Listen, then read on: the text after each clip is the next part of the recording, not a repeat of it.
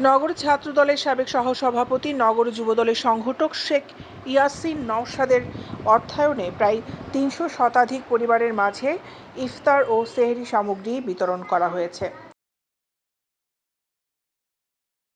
১৪ March শুক্রবার নগরীর মোগলটুলি কাটা বটগাছ এলাকায় সুবিধাবঞ্চিত মানুষের মাঝে ইফতার ও সেহরি বিতরণ অনুষ্ঠানে নগর ছাত্র দলের সাবেক সহসভাপতি নগর যুব দলের সংগঠক শেখ ইয়াসিন নওশাদের সভাপতিত্বে প্রধান অতিথি ছিলেন ডক্টর শাহাদাত হোসেন।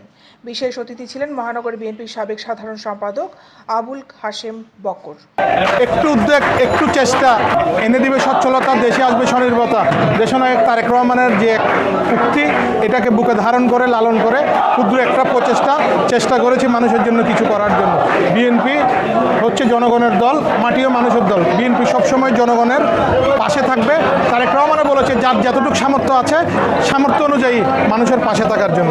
এতে আরও বিশেষ অতিথি ছিলেন জাতীয়তাবাদী শ্রমিক দল চট্টগ্রাম বিভাগের সিনিয়র যুগ্ম সম্পাদক আব্দুল বাতেন, ২৮ নং ওয়ার্ড বিএনপির সাবেক সিনিয়র যুগ্ম সম্পাদক সেলিম খান, সাবেক সিনিয়র যুগ্ম সম্পাদক আব্দুর রহমান, সাবেক সাংগঠনিক সম্পাদক কাজী আব্দুর রহিম, জিএম লিটন, হাজী সুলতান জাফর সওদাগর, হাসমত আলী, ২৮ নং ওয়ার্ড মহিলা দলের সভানেত্রী শামীম আরা হাশেম, নগর ছাত্র দলের সাবেক যুগ্ম সম্পাদক মাহমুদুর রহিম অভি, মহানগর ছাত্র দলের সাবেক সহ সাধারণ সম্পাদক মোহাম্মদ ইমরান, নগর ছাত্র দলের সাবেক সহ সাংগঠনিক সম্পাদক সোহেল রানা, বিএনপি নেতা আবুল হাশেম, নগর যুবদল নেতা সাজ্জাদ আলম মঈনুদ্দিন, মোহাম্মদ আলাউদ্দিন, আলু ফজলুল হক, মোহাম্মদ মুন্না, মোহাম্মদ হাশেম সহ আরও অনেকে।